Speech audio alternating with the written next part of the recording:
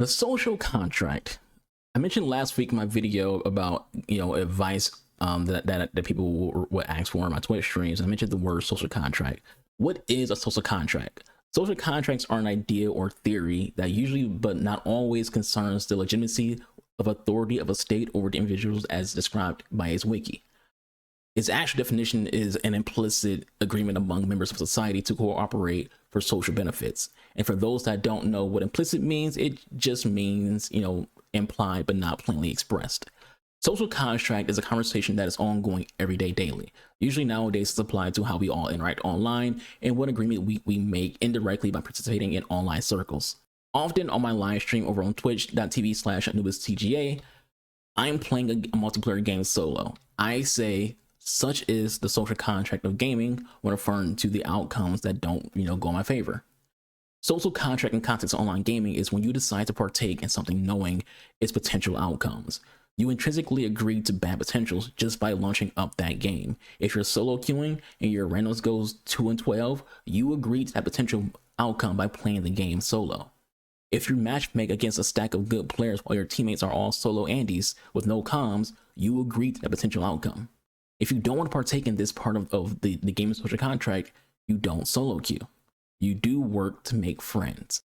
But for a lot of gamers, making friends isn't easy. Because, and let's be honest here, a lot of gamers are antisocial, thanks to in no part to not just the pandemic separating people from, but also because a lot of modern gamers grew up and are growing up on the internet. This is different for those born before 2004. If you're an 80s baby or 90s baby, you grew up with the internet, not on the internet. What's the difference between growing up with the internet versus growing up on the internet?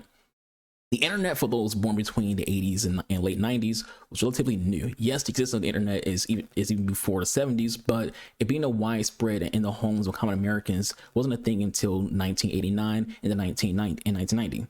Because of that, during the 90s, the internet was in its infancy. It didn't start being the internet we began to know until social media boom in 2003 with MySpace, 2004 with Facebook, and 2005 with YouTube.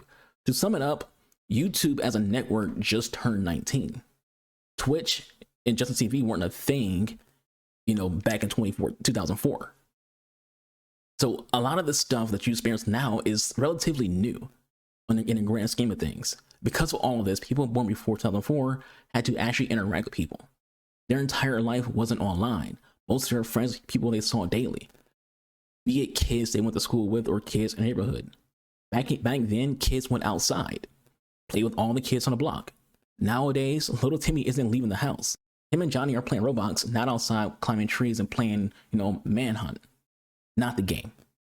So because gamers nowadays are so antisocial, gamers don't know how to make friends, how to interact online, how to not sound like a narcissist or like how they have main character syndrome.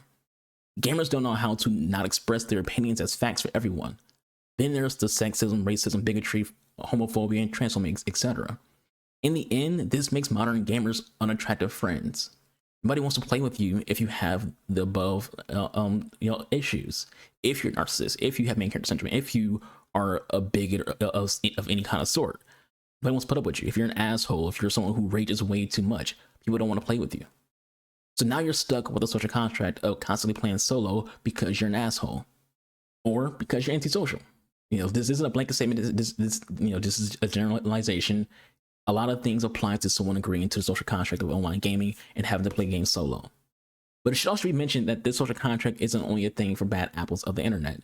It's a thing for people who do have friends, but those friends don't play that particular game. You might have friends, but one friend plays Overwatch, another friend plays Valorant, but then neither of them play, Sea of Thieves with you. It's a thing for everyone. Women, non-binary homies, people of color, and trans who fear having to put up with toxicity. For these people in particular, the social contract of online gaming is further intentional and less implicit. They are aware that they have to put up with bad games, annoying losses, and bad teammates because they don't want to interact out of fear of ridicule or out of fear of being insulted just because of who they are. They don't want new friends unless they are sure that they are dealing with a person who's not going to treat them like shit. Well, that depends. Again, social contract is a theory, an idea, a model that is also hugely based on morals. If you play a game solo and it feels like the community is awful, toxic, and all the bad things because you still choose to play solo, do you believe just by playing you've made an implicit agreement? Does that mean developers don't actually need to do anything to prevent bad behavior? At the end of the day, you make your own choices. Nobody has forced you to play that particular game since you're playing solo. You can go play something else. If you're one of the bad apples, you can easily stop being a shithead. You choose to be a shithead. You can choose to be a better person and make friends. But again, you choose otherwise. You choose to be a toxic piece of shit because you think it's funny.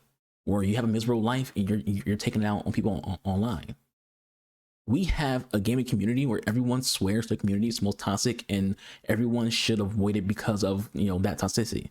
I had a video on League of Legends and League players commented swearing there is no way around the game's toxicity. It's the most toxic game ever and new players should avoid it. However, if you play Halo, you've heard that about your community as well. If you play Rainbow Six Siege, you've heard that as well. If you play Valorant, you've heard it, and so on. You name a multiplayer game, you've likely heard someone refer to your game in your community as the most toxic game on the planet. Hell, your own community might be the one who's saying it.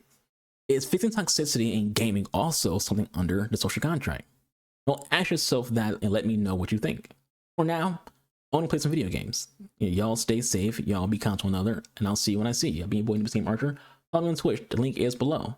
And again, I ask that question, if you believe in social contract, do you think you have any obligations to bettering the gaming community? Because that could be part of social contract. Let all that sink in your brain and consider it, think about it, and I'll see you when I see you.